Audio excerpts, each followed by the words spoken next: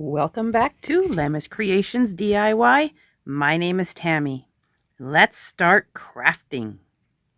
In today's video, I am in participation with Heidi Sonboul's Fall Theme Challenge. Her link will be in the description box along with the playlist down below.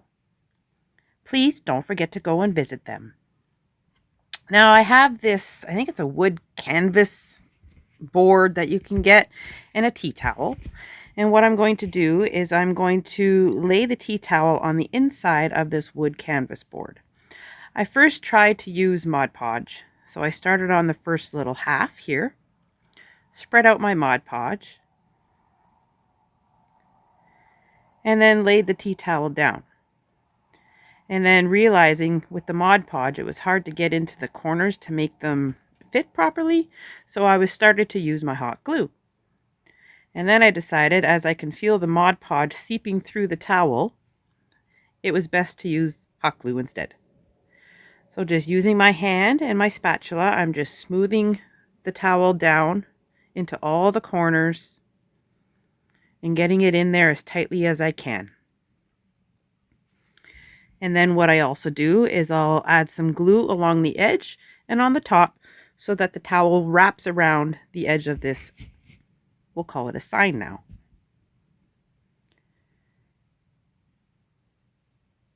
Then taking my scissors, I'm going to trim off any of the excess fabric all the way around.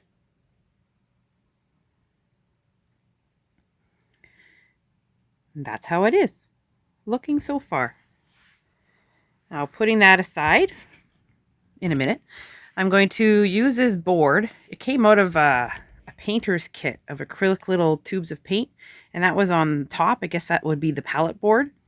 So what I'm going to do is I'm going to take a ruler and a knife, score it down just below that little circle, and break off the end. And then I'm going to sand that edge just a little bit to make sure there's no sharp edges. Get it all nice and smooth. Then taking my, I think it's called burnt umber, I'm going to stain the front and all the edges of this with this color. Just using a paintbrush. And then I take a cloth and wipe off any of the excess. Now that it's dry, I'm going to take my carbon paper, and all I'm using on this sign, I found this, if I can remember the link, I'll put it in the description box, but it was a free link. And I'm just going to trace out the Happy Thanksgiving. In Canada, our Thanksgiving is in October, at the beginning of October. So this is why I'm making a Thanksgiving sign. I took orange and red, mixed them together, and now I'm going to use that color to paint in the main parts of the words, or the letters, I should say. I do that for all of the letters. And then taking my black paint marker, I'm going to do all the shadowing of those words. Just drawing along and filling in everywhere it had a shadow. If you own a Cricut, you could also use a Cricut to do your letters instead of painting them on. Or if you're better at writing than I am, you can hand write them out all the same way. Or any way that you like, really. Now taking my Sharpie marker, everywhere I didn't use the black paint marker, I'm going to use the Sharpie marker just to outline the rest of the letters, just to make them stand out and pop out a little more.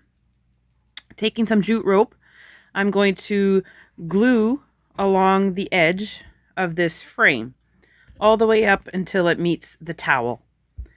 And I'll be showing you here, I glue all the way around, and when I get back to the beginning, I cut it off and glue, and then I start another one. This way, all my lines, all my jute rope are all in the same line, and there's no wonky curvy areas. So here I'm finally at the other end, and I'm cutting it off, and then I start again on my next one. And I believe I went up 5 rows all the way to the edge.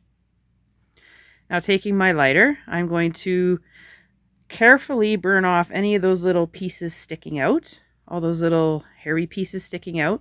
And if there was too much, I used my scissors and trimmed it down before I did this because I didn't want a big fire.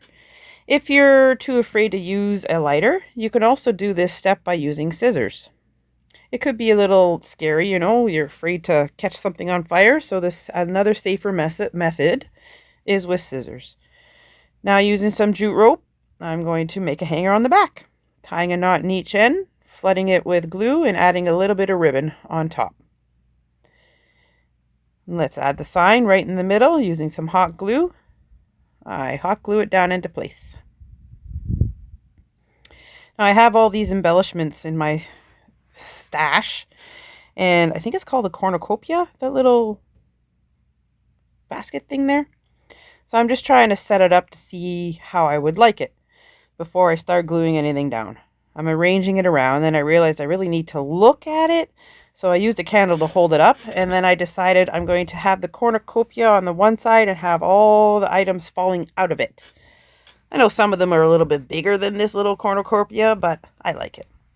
I put a little bit of Spanish moss inside the little cornucopia, I think it's what it's called, and then I started hot gluing all the little pieces down.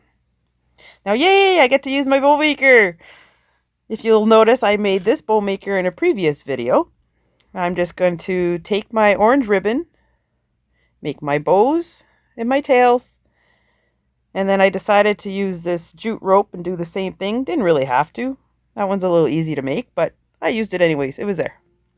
Taking another piece of cord and just wrapping and tying it around on the back, snipping off the extra pieces, fluffing my bow, dovetailing my ends, and then I'm going to hot glue it right in the middle of this sign. And there it is. I'd like to thank Heidi for hosting this challenge. It was really fun making this. If you could please subscribe to my channel, like this video, and don't forget to hit that bell. I hope everybody has a wonderful day. Bye.